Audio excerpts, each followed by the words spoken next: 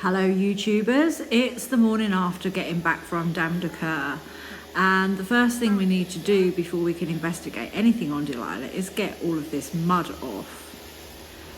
It was quite a dirty rally and obviously we didn't clean her before we left. The GT AT70 tyres have done us proud again, absolutely no problems with them whatsoever. Then we've got to work out how to get this tank out to see where the leak's coming from. It's proper wet though, isn't it? It is, isn't it? But that was all covered in sludge, so we cleaned that off. So it's got to be somewhere in that. Yeah. Next we need to empty the tank, and it's fuller than we thought. I don't understand then how the gauge was on the red when we got back from the first bit of the stage yesterday. I mean, I wouldn't have put so much in. There's got a lot of crud in there though, isn't there? Black stuff.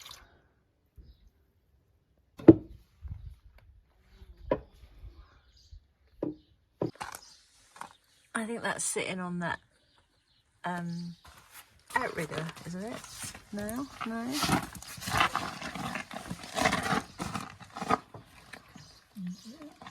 It has to slide out this way. Okay.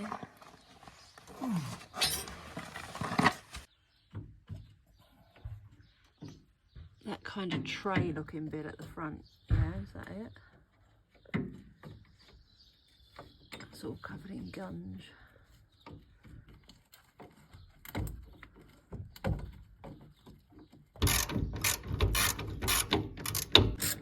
That one looks like it's undoing. All turning round. Oh, is that what it's doing? Yeah, but the nut on the back's not. It's just going round with it. I have no idea how to get it out, but It's moving.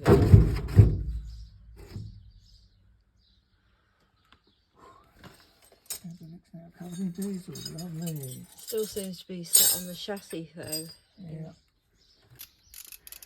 Getting this tank out is proving to be a bit of a pain because it sort of sits on the suspension arm. So we now think we've got to take this sill off to get it out. Obviously that's easier said than done.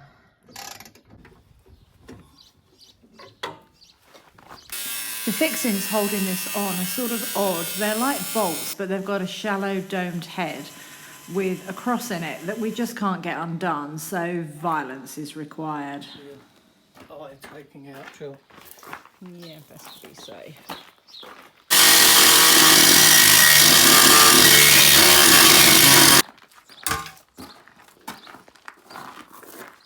That's the sill out then. Be careful now, otherwise it might land on you. Yeah, I just. Still sitting on the back. Just back there.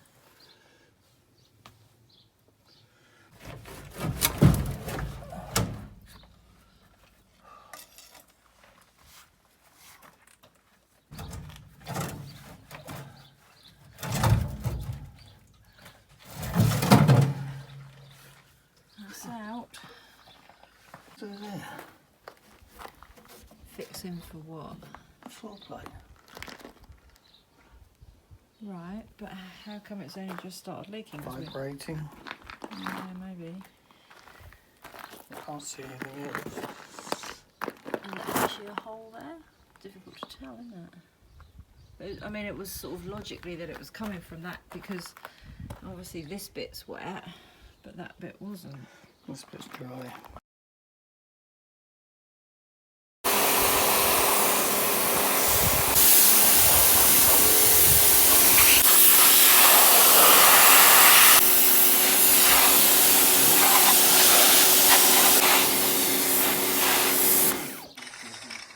So what are we doing, Christopher? Getting hot with these horrible fixings. So we've decided that while we've got Delilah to pieces, we might as well do some other repairs that are needed inside and tart her up a bit and give her a good check over. So we're going to take the seat box out and see where we go from there. repair work up there as well in that corner. Oh yeah. There was a big hole you could see through. Yeah, not so great. But it made Delilah better, won't it? Oh, yeah. Oh, got a Minty cat. Yeah, she says Well, she thinks Minty's so. know about this sort of stuff, you see. Delilah's seat box has had a bit of love, bit of repair, and some paint. You've seen on the other end, done a repair panel for here. This side needs doing too. This exhaust mount had seen better days, so we thought we ought to replace it while it was easy to get to. No, that was definitely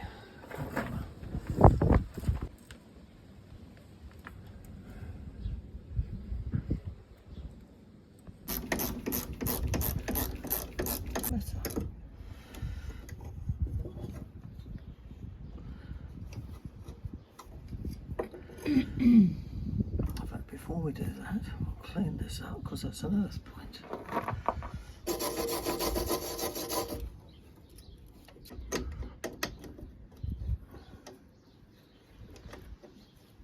Well, our exhaust won't fall off now, will it? Well, hopefully not. Theoretically, it should be easier to get it in from the top. That's the theory.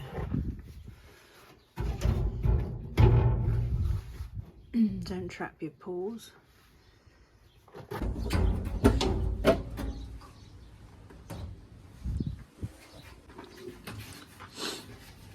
think it needs to come this way a little bit because that lip was sitting on that outrigger bit. So in fact, not that easy then. It's tight, isn't it?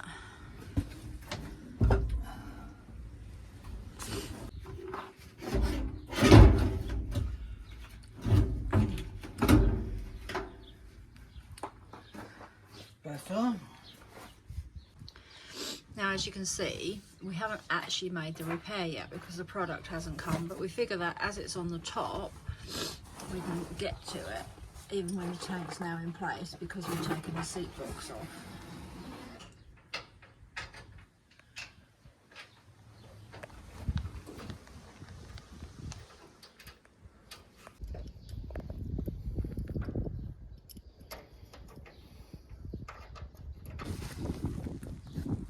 Weather's not really playing ball today, is it, for this? No. But of course we took the tank out here in case there was diesel spills, and now we can't move her, so c'est la vie. Okay, so I'm going to give you an update. Obviously you saw the fuel tank coming back in, but the repair has been done. I don't know if you can see that down here. Just like a bit of a blob. So I wanted to run over what Chris used to do that. So as this says, that's what it says on the box, fuel tank repair kit. So what's in it is this sort of stuff that looks a bit like putty or blue tack or something. So what you do is you cut a lump off, knead it a bit to kind of activate it, and the colour changes so you know when it's ready. And then you shove it into the hole, making sure you've covered it well, and wait for it to go off. Now that's obviously now been painted. It's had not quite 24 hours yet to dry, but getting that way. So soon it will be time to actually put the fuel back into the tank, and hopefully it doesn't leak. I'm just showing you a close-up here of this repair. Obviously it's a little bit raised above the tank, and bearing in mind that the cause of the hole was a fixing hitting onto the tank from the seat box. That's something we're just going to have to look at when we put it all back together to make sure that that's got clearance. But hopefully that repair now should stop it happening again, because it does set really hard. I can't see that side. Yeah, you need to come up.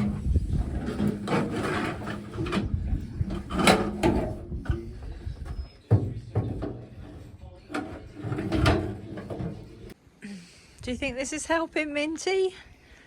Do you know much about putting seat boxes in, do you?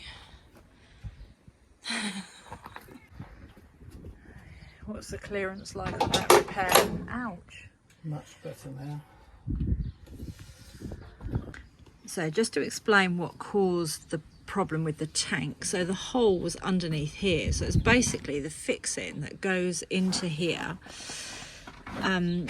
was sitting down onto the top of the tank, and I guess over time and repeated sort of bangs and clonks, it actually pierced it. Now part of that was to do with the fact that this seat box support on the side was a bit broken, so we'll fix that and make sure that we keep a good clearance here for the tank in the future.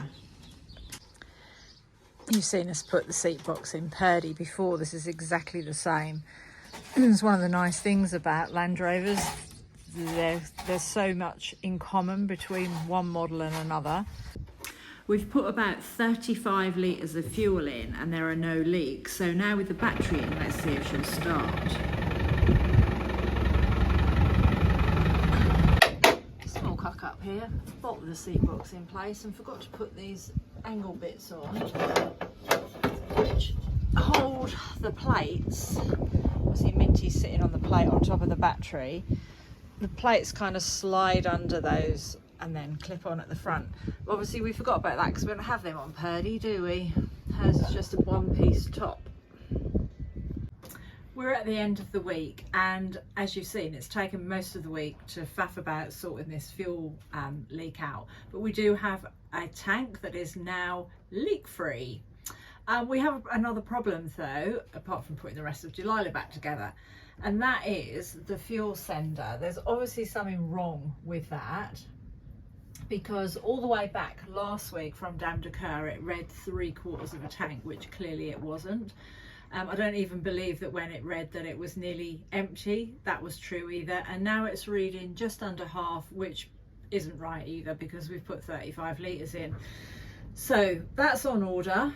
Obviously we'll fit that when we get it. Apologies for not having any more external footage from Dames de Coeur, simply because I don't have it yet. When I do, I'll share it with you. So we've got Minty's helping. We've got more things to do for Delilah next week. Tonight's a big night because we get to find out all of the news and what's happening for the 2026 Dakar.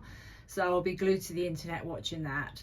Thank you, all of you, for sticking with us for our Land Rover adventures, or should I say misadventures.